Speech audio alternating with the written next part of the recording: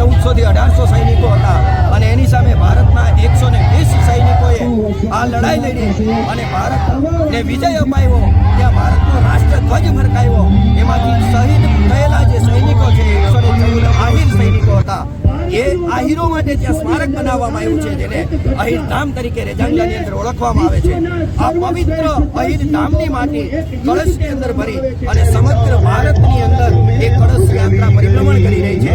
ત્યારે આજે મોરબી મધ્ય આવી છે, ત્યારે મોરબીની ખૂબ બહોળી સંખ્યામાં મોરબીની જનતા છે એ આ કળશ યાત્રાને સન્માનિત કરવા, એનું સન્માન કરવા અને ગૌરવ લેવા માટે આજે આ યાત્રાની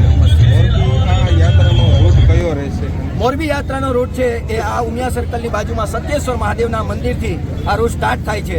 અહીંથી નવા બસ સ્ટેન્ડ પાસે સરદાર પટેલના સ્ટેચ્યુને અમે હારતોડા કરશું। ત્યાંથી આગળ જઈને સુભાષચંદ્ર બોઝ બાગનીમાં ત્યાં એમનો સન્માન કરશું, હારતોડા કરશું।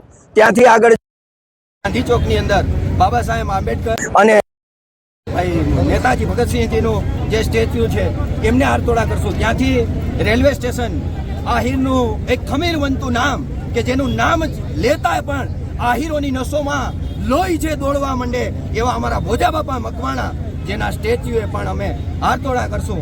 ત્યાંથી અમે વાવડી જશું। વાવડી અમારો એક સ્ટોપ છે, ત્યાં સન્માનનો કાર્યક્રમ છે। ત્યાંથી ખાખરાળા સન્માન કરવામાં, પીપળિયા ચાચા કાર્યક્રમ ત્યાં સન્માન કરવામાં આવશે।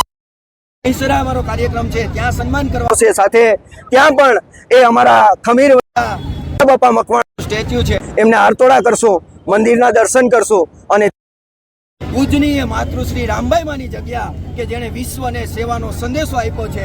દુઃખ દુનિયા જે છે એની સેવા કેવી રીતે કરવી એ જેણે સમગ્ર વિશ્વને શીખવું છે, જે શ્રીમદ રાજચંદ્રજીના પણ ગુરુ છે એવા માતૃશ્રી રામબાઈ માની જગ્યાએ અમારો એક કાર્યક્રમ છે। અને ત્યાર પછી ત્યાં માતૃશ્રી રામબાઈ માની જગ્યાએ અમે સમૂહ મહાપ્રસાદ લઈશું અને ત્યાં અમારા કાર્યક્રમો સમાપ્ત।